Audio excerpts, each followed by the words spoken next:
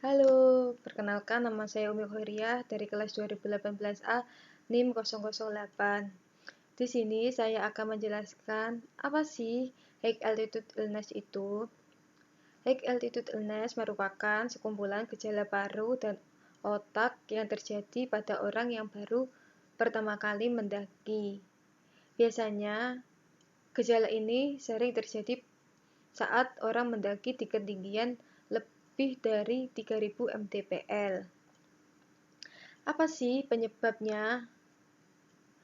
Biasanya, penyebabnya adalah tekanan udara yang semakin menurun dan kadar oksigen yang semakin berkurang.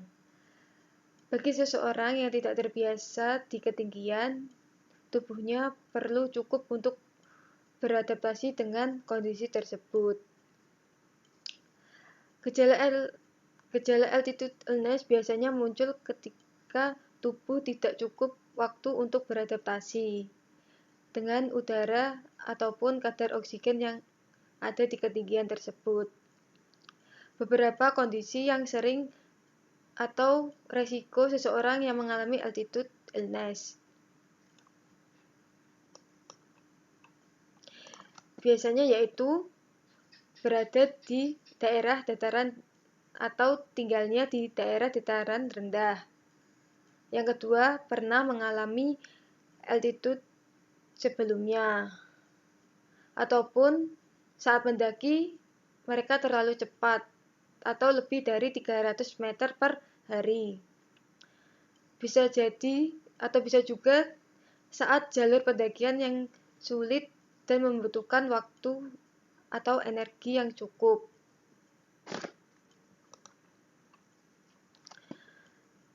Gejala altitude illness sendiri.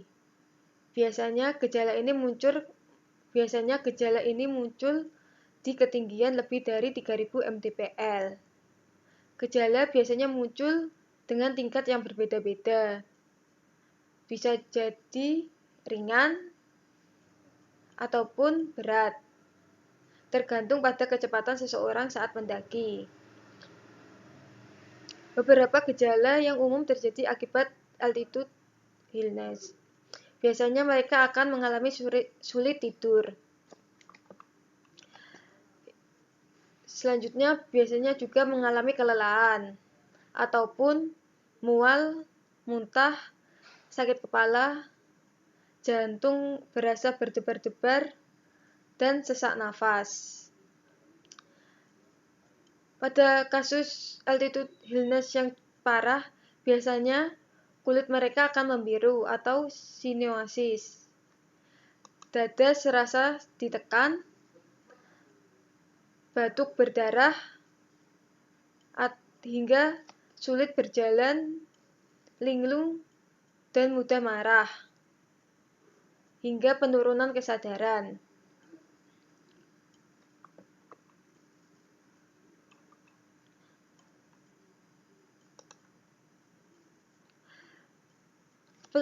Pertolongan pertama pada altitude sickness.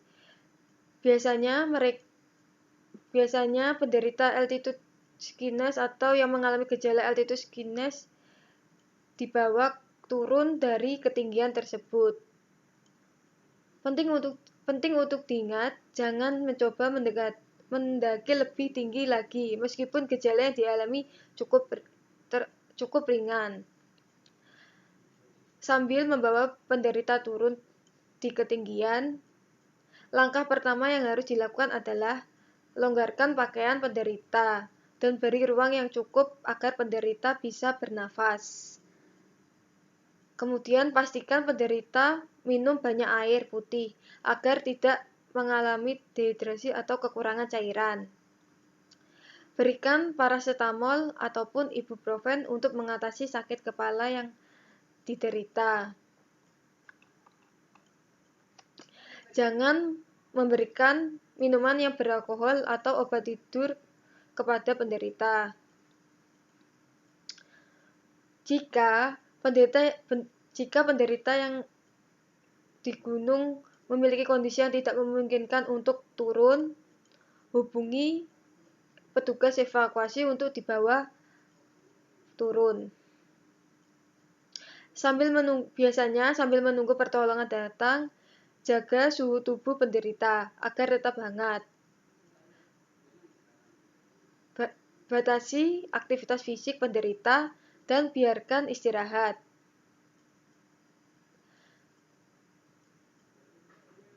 Secepatnya, kalau penderita sudah turun dari ketinggian tersebut, langsung dibawa ke dokter untuk diatasi lebih lanjut.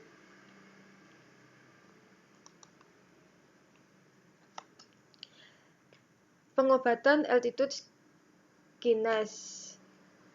Gejala altitude sickness biasanya akan mereda setelah turun dari ketinggian 300 hingga 600 meter lebih rendah dari ketinggian sebelumnya. Pada sebagian kasus, gejala akan hilang sepenuhnya dalam 3 hari. Pada altitude sickness, salah satu penanganan yang akan dilakukan oleh dokter untuk mengatasi altitude sickness adalah memberikan obat-obatan seperti acetolazimide, biasanya untuk meredakan gejala sesak nafas, atau bisa juga obat untuk mengurangi pembengkakan di otak. Selain obat-obatan, biasanya dokter akan memberikan alat bantu nafas dan terapi oksigen untuk meredakan gejala altitude illness.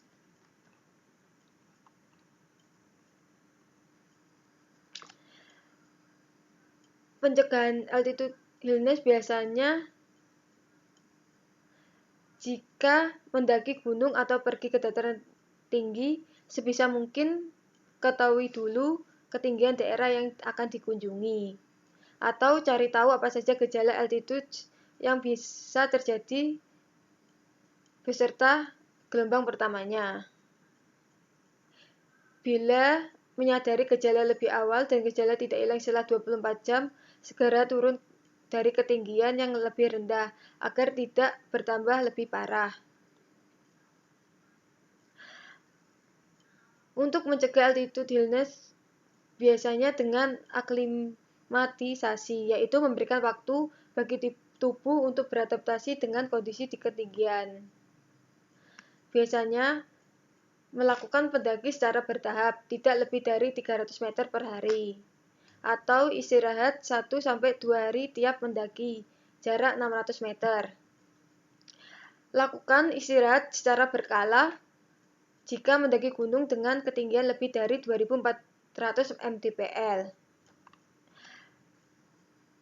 Lakukan latihan yang cukup sebelum melakukan pendakian di gunung dan pastikan mampu dan sudah berlatih untuk menuruni gunung dengan cepat.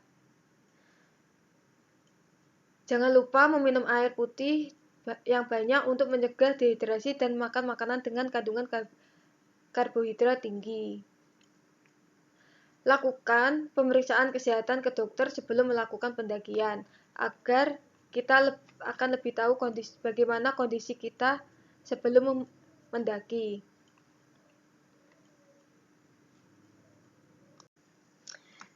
Ya, high altitude illness sendiri dibagi menjadi 3, yaitu acute mountain sickness atau AMS. Yang kedua, high altitude cerebral edema atau HC.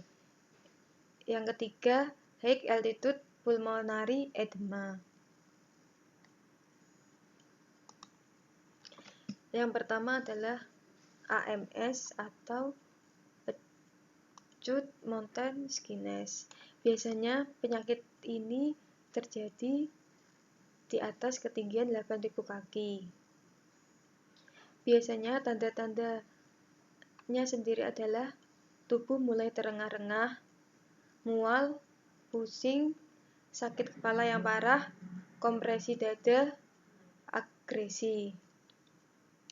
Kebanyakan yang berpengaruh dalam AMS adalah mereka yang sering pergi ke toilet atau merasa tidak nyaman, terutama mereka menderita diare atau muntah terutama di malam hari.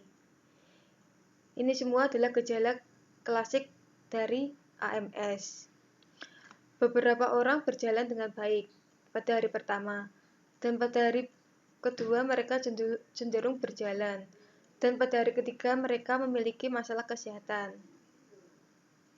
Jika tidak diobati, AMS akan berubah menjadi gejala yang lebih parah lagi.